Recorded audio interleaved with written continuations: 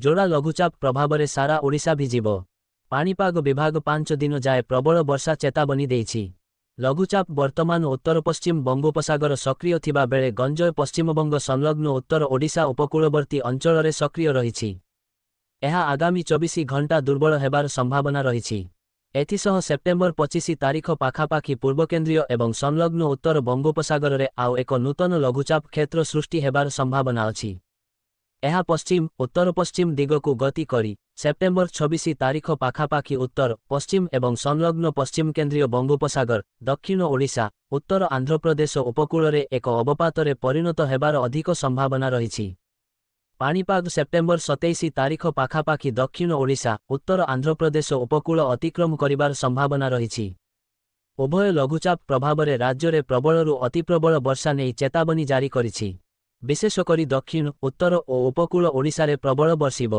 आगामी 5 दिन पर्यंत प्रबलरु अति प्रबल वर्षा थिबा बेले आसंता 24 घंटारे सारा जिल्ला रे बिजुली घड़घड़ी वर्षा को नहीं हलदिया चेतावनी देइछि। आंचलिक पाणीपाग विज्ञान केन्द्र निर्देशिका मनोरमा महांती कहिसंती पाणीपाग विभाग मालकानगिरी कोरापुट सुंदरगढ़ केन्दुझर और मयूरभंज रे प्रबलरु अति प्रबल वर्षा को नहीं ऑरेंज वार्निंग जारी करिछि। पाणीपाग विभाग सेहीपरि रायगड़ा गजपति गंजाम कलाहांडी कंधमाल बौद्ध सुवर्णपुर संबलपुर बरगढ़ झारसुगुड़ा देवगढ़ अनुगुल ढेंकानाल जाजपुर भद्रक और बालेश्वर एही 15 जिल्ला को प्रबल वर्षा नहीं जेलो वार्निंग जारी करिछि। आसंता काली पाई सारा ओडिशा रे बिजुली घड़घड़ी वर्षार नहीं सतर्कता सूचना जारी करा जाइछि।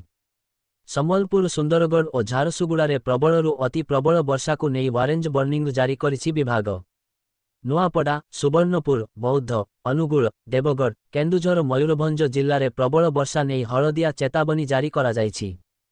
वर्षा समय रे घंटा पिछा पवनर बेग 30 रु 40 किलोमीटर पर्यंत बहिबार संभावना रहिछि। समुद्र अशांत थिबारु समुद्र रे थिबा आजिठारु मत्स्यजीवी को 27 सेप्टेम्बर जाए समुद्र मध्य को जीवाकु बारण करा जाइछि। मनोरमा महांती निर्देशिका आंचलिक पाणीपाग विज्ञान केन्द्र।